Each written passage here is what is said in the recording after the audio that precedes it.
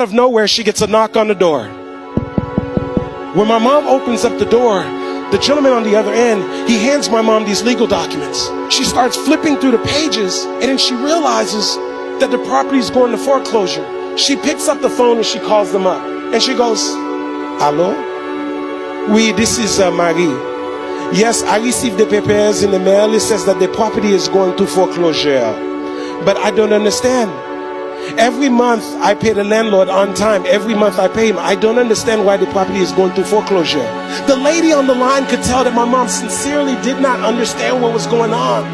She said, "Oh, Marie, even though you've been paying the landlord money every single month on time, the landlord has a mortgage. The mortgage is attached to the property. Because of that, the bank has the right to foreclose. And so, ma'am, the property is going to go to foreclosure." And so my mom asked her, "Do you think that maybe I can go to the foreclosure sale? Whoever buys the property, I will be a good tenant for them. I will stay in the property. I will pay them the rent. Please, do you think that they will let me stay?" And you know what the lady told my mom? She said, "Ma'am, it's not even worth you showing up. Whoever buys that property is not going to want to keep your little restaurant in there." So my mom is devastated. She's like, "This is how I take care of my two boys. I got all my life savings into this property." And so about 2 weeks later, my mom says, "You know what? I know that sometimes you don't just have to listen to what people tell you." My mom shows up to the foreclosure sale. She's expecting a room full of investors, but to her surprise, there's only two people there: the auctioneer and the representative from the bank. Now, before my mom could realize what's going on, the auctioneer steps up to the podium. He says, "Ladies and gentlemen, we're about to start the bidding process on 540 West Atlantic Avenue. If you're here to bid on the property, please raise your hand." And so naturally, the representative from the bank is standing over here. She raises her hand. My mom, who had no intentions on bidding on the property, doesn't even know how this thing works. My mom decided to take an act of faith and raise her hand. The auctioneer said, "Very well, we're going to start the bidding process at 30,000. Can I get a 30,000? The representative from the bank is standing here, says 30,000. My mom's still in the game. No money. 35,000. It gets over here to the bankers. That banker says 36,000. This goes on and on. Now they're in the 40s. Now they're in the 50s. Now they're in the 60s. Now they're in the 70s. It gets over here to the bankers. That banker says 76,000. Now my mom's like, "I might as well have some fun.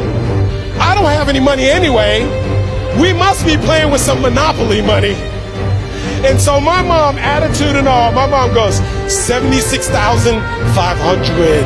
The representative from the bank is standing here with a clip pad. She picks up the clip pad and she says nothing. The auctioneer's got to keep the process going. He goes 76,500 going once, no answer. He goes 76,500 going twice, no answer. He goes 76,500 sold to who? My mom, the woman who had no intentions on bidding on the property. And so my mom is excited she won the bid. And then she's like, "Wait a second, I actually have to have the money." And so they told her, "You got 30 days to come up with the money." And so my mom would go home. She'd pull out a notepad and she'd start writing down the names of all of her friends and all of her family members, one by one. And she would call them up and tell them the story. Some would lend her 1,000. Some would lend her 2,000. Some would lend her 3,000. Some lend her 4,000. Some lend her 5,000. And she's 3 days away. And she's still $30,000 short. My mom's thinking, maybe this isn't meant to be.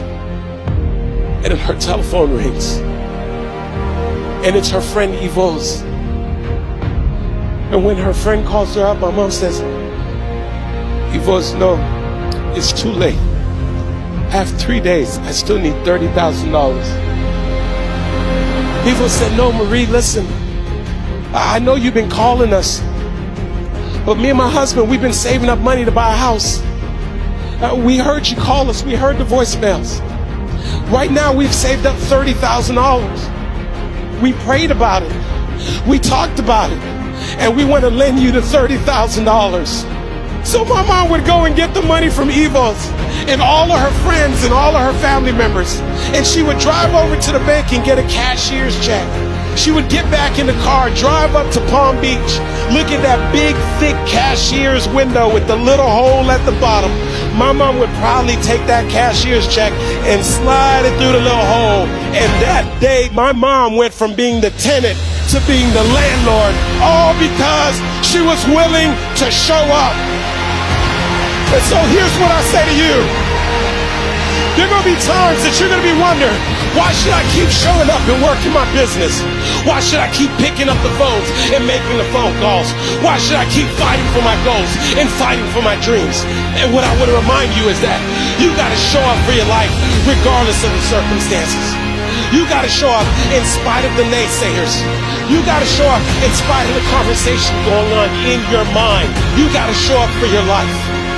Because if you don't, nobody else will.